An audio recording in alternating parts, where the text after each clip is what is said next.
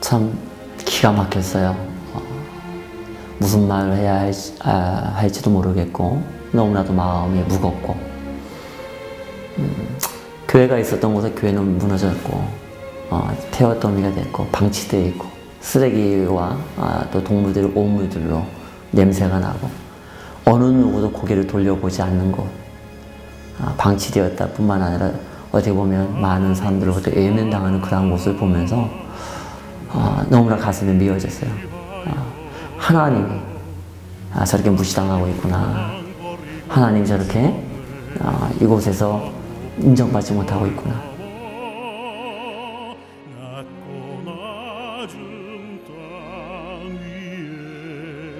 그때 당시에는 이제 처음에 제가 문을 열고 들어갔는데 아무도 안 계시고 목사님이랑 사모님이랑 두 분만 계시는 거예요. 그래서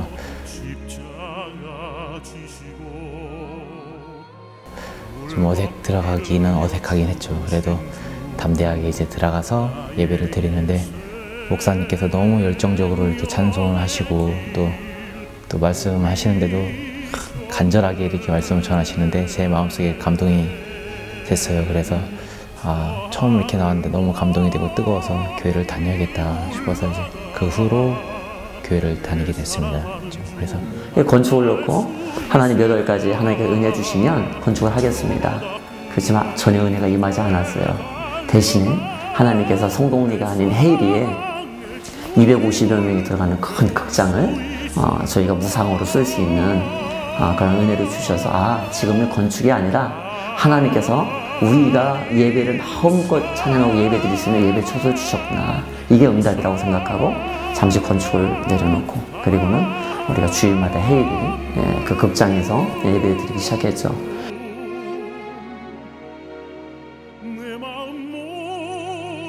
처음에는 우리 가족 그리고 한 명의 성도가 가고 한두 명이 이제 이렇게 지속적으로 왔었는데 그곳에서 하나님께서 우리에게 은혜 주셔서 정말 젊은이들이 예배에 오게 되고 또 한 가정 두 가정 오게 됐고요. 그러한 가운데 우리가 모여서 식사를 하거나 교제할 공간이 없는 거예요. 기도하는 가운데 하나님 앞에 가서 엎드려 기도하는데 우리에게도 건물이 있었으면 좋겠다. 이 폐허더미 컨테이너 하나라도 놓았으면 좋겠다. 아니면 조그마한 월세에 방 하나를 얻어서 거기서 모임과 교제를 갖고 또 제가 또 사역 준비를 할 수 있는 공간이 있었으면 좋겠다. 그런데 재정적인 부분이 또 안 되는 거예요. 고민하다가 안 되는구나.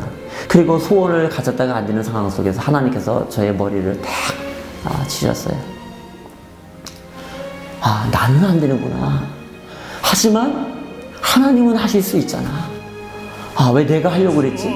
내가 이곳에 목회하러 처음 왔을 때도 나는 할 수 없지만 하나님이 다 하신다라고 하는 그런 말씀도 왔는데 그렇구나. 나는 당연히 안 되지. 우리는 당연히 하나님의 교회를 건축할 수 없지.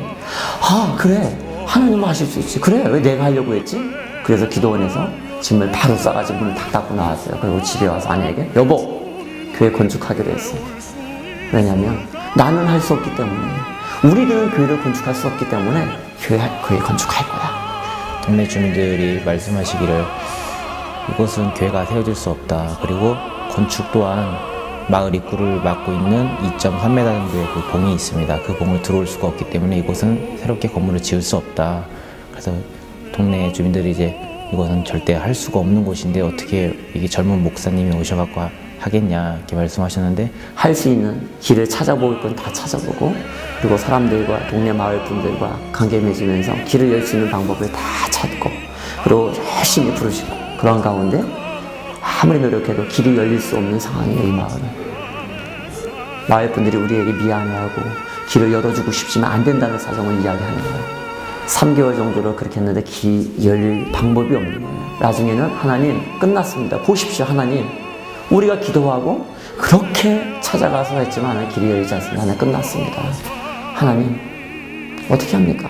그랬는데 그때 하나님께서 길을 열어주셨어요. 그날 산으로 넘어오는 길이 있다는 것. 그런데 그것은 다른 사람의 공장 마당을 지나오는 거였어요. 그런데 정말 그날 하나님께서 은혜 주셔서 그 공장 주인이 목사님 교회 지르면 그냥 다니라고 얼마든지 다니라고 괜찮다고 자기는 그래서 길이 준비가 되었어요.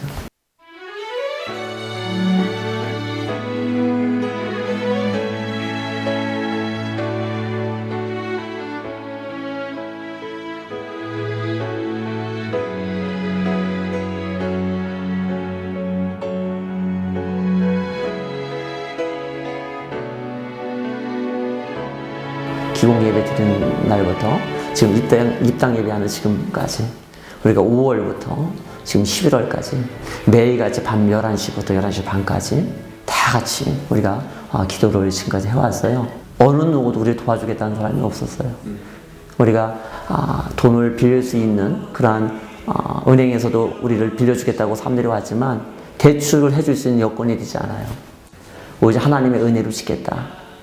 그렇게 가진 것 없이 기도하면서 무릎을 시작했는데 정말 예전에 사역했던 그러한 교회들 또는 저를 알고 있는 사람들이 연락 한 번 하지 않았는데도 다 한 번씩 연락 와서 궁금해서 연락 오고 또 상황을 물어보고 그러한 가운데 그분들이 정말로 계좌번호를 물어가면서 그분들이 십시일 정말 어려운 분들이 정말 가구에 두 랩돈처럼 자기 전 재산을 헌금을 하고 정말 필요할 때 정말 돈이 나가야 할 그 시점에 하나님께서 이렇게 까마귀들처럼 그렇게 보내주셔가지고 얼마나 놀라운 일이 벌어졌는지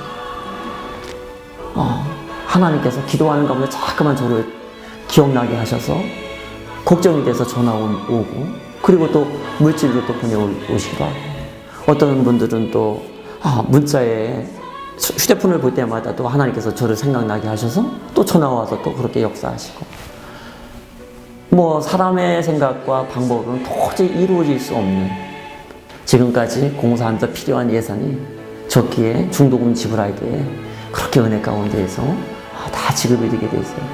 저를 이곳에 파송한 교회 합병교회에서도 정말 시시때때로 사랑하는 성도들이 또는 교회 목사님과 성도들이 정말 필요할 때마다 정말 은혜롭게 또 역사를 해주시고 마을 분들은 정말로 김장을 해서 김장을 막 갖다 주시고 무구도 갖다 주시고 파도 갖다 주시고 얼마나 교회를 사랑하고 섬겨주시는지 교회는 나오지 않아도 어른들이 정말 이렇게 교회를 사랑하고 섬기고 정말 너무나 많은 우리가 사랑을 받고 있어요.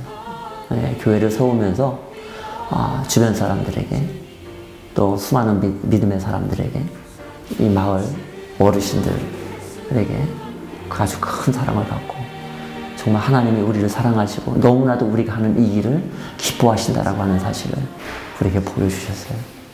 저조차도 그 자리가 교회인지도 몰랐는데 어느 날 목사님 오시고 교회 건축을 하는 모습들을 보면서 성경에 나와 있는 무너진 예루살렘 성이 다시 서는 같은 그런 감격을 저도 느꼈고요.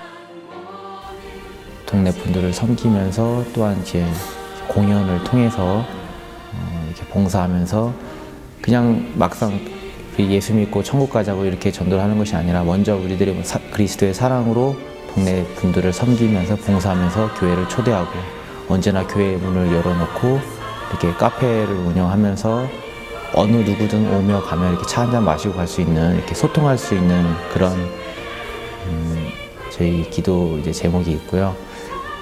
그리고 이제 목사님 이제 사역 감당하시는데 부족함이 없도록 하나님의 능력과 권능을 언제나 끊임없이 부어달라고 그렇게 기도 제목이 있습니다.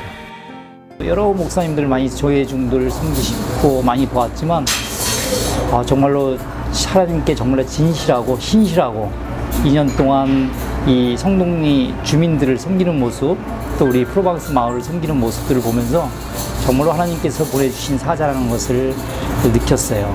내가 예루살렘을 불쌍히 여김으로 이곳에 돌아왔은지요 예루살렘 성전이 건축되어지리라 라고 하는 그런 말씀을 주셨어요. 그리고 다시 이곳이 넘치도록 풍성하게 채워질 것이다. 수많은 사람들이 몰려올 것이다. 이곳은 성곽 없는 불성곽, 성곽 없는 성읍이 될 것이다. 내가 친히 불성곽이 되어주겠다. 이것은 힘으로 능력으로 되지 아니하고 오직 나의 영으로 된다. 수르바벨아, 큰 산이 무엇이냐? 내 앞에서 평지가 되리라. 내가 이 일을 시작했으니 내가 이 일을 마치리라고 하는 그런 말씀. 정말 그 말씀을 주셔서 우리가 기도할 때마다 그 말씀을 붙잡고 정말 하나님의 뜻이 이루어지는 것을 목격하게 됐습니다.